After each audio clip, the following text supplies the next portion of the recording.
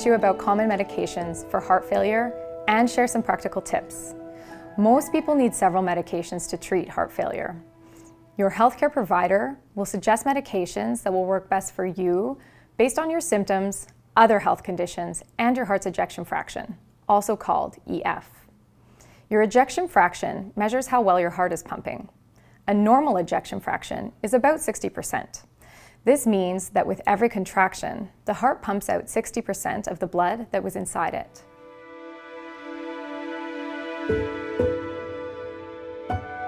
In this video, I'm going to focus on medications for people who have heart failure with an ejection fraction of 40% or less. This is called heart failure with reduced ejection fraction. This applies to about 1 in 2 people with heart failure. If you have a higher ejection fraction, your healthcare provider may still suggest some similar medications. If you have heart failure with reduced ejection fraction, there are 4 types of medication that your healthcare provider will recommend starting right away after getting a diagnosis. Together, these medications are called quadruple therapy. Each one of these 4 medications can add about 1 to 2 years to your life. When you take them together, they can add 5 to 8 years to your life. This means more years to spend with your friends and family and enjoying the things you love. They can also help you feel less tired and short of breath, do more than you could before, and lower your risk of going to hospital. These 4 medications work as a team to slow down your heart rate, relax the blood vessels to reduce the workload on your heart, and prevent stiffening or scarring of the heart tissue.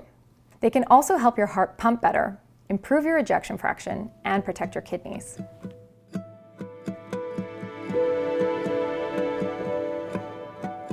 Now I'm going to talk about the 4 types of medications and how to understand which ones you're taking.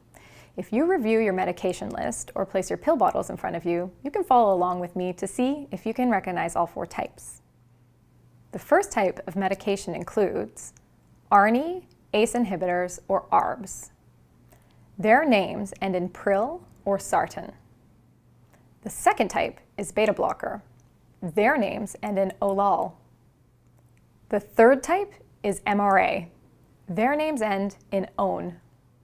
The fourth type is SGLT2 inhibitor. Their names end in flozin.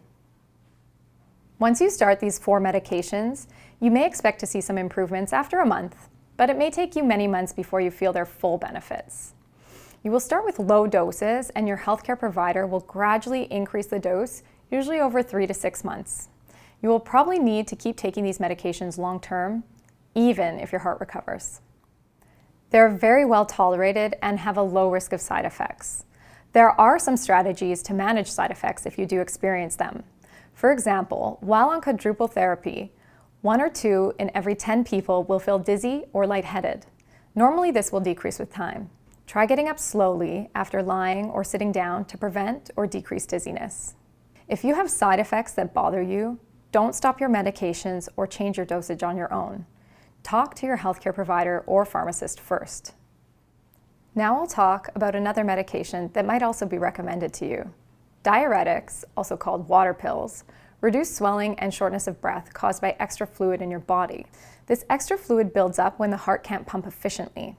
Diuretics will make you urinate or pee more often.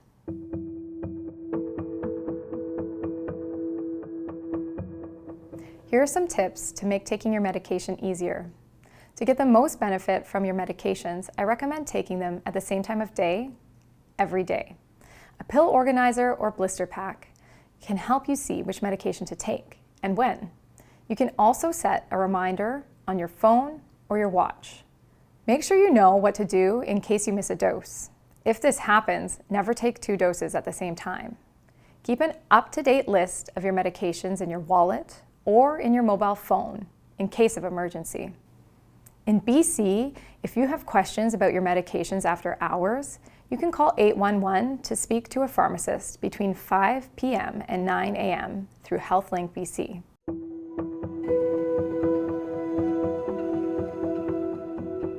Now let's talk about what to do if you get a cold, flu, or stomach bug. It is a good idea to ask your healthcare provider for a sick day medication plan. This will help you know what to do if you're sick. If you have nausea, vomiting, or diarrhea, and you can't eat or drink, you may need to pause some of your heart failure medications. Continuing certain heart medications can make you dehydrated and cause serious side effects. While taking heart failure medication, do not take over-the-counter anti-inflammatory medications like ibuprofen, such as Advil or Motrin, or naproxen, also known as Aleve. You also need to avoid over-the-counter cough and cold medications with decongestants. As with all prescriptions, heart failure medications can interact with other prescription medications, over-the-counter medications, certain foods, cannabis, alcohol, and other drugs. For many people, including First Nations, Métis, and Inuit people, traditional and natural medicines are an important part of staying healthy. Some prescription medications can interact with some traditional medicines. Let your healthcare provider know about any traditional or herbal medicines you take. They can tell you if the medications they prescribe are safe for you to take at the same time.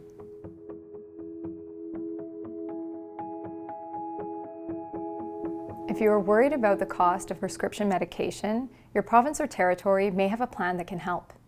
In BC, pharmacare plans can reduce your prescription costs. To learn more, ask your healthcare provider or pharmacist, search BC Pharmacare online, or call 1-800-663-7100. First Nations people living in BC can be registered with Pharmacare Plan W, which covers the full cost of most prescription medications.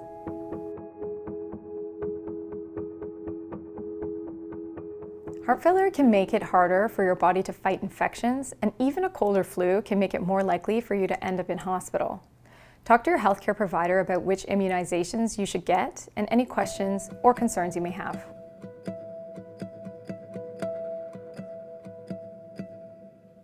Navneet, how have your heart failure medications helped you? So my heart medications have helped me immensely over the years. They have kept my heart stable and they've reduced a lot of stress on my heart, and most importantly, they have managed my symptoms really well. What has been most challenging about taking your heart failure medications? When I initially got diagnosed, I was put on a lot of medications, about 18 to 20 pills a day, and that was very hard for me as a patient to monitor. So I had a family member that helped me organize my pills and made sure that I was taking them in time. Later on, I bought a pill organizer, which really helped me to organize my pills for the week and ensure that I wouldn't miss them and I would take them on time. What motivates you to keep taking your medications? I take my medications to stay healthy and to stay stable and to reduce the stress on my heart. And most importantly, I want to lead a normal life. I want to spend time with my family, go to work, and travel, and also exercise. All those things are very normal life things for me. What advice do you have for people who are starting heart failure medications?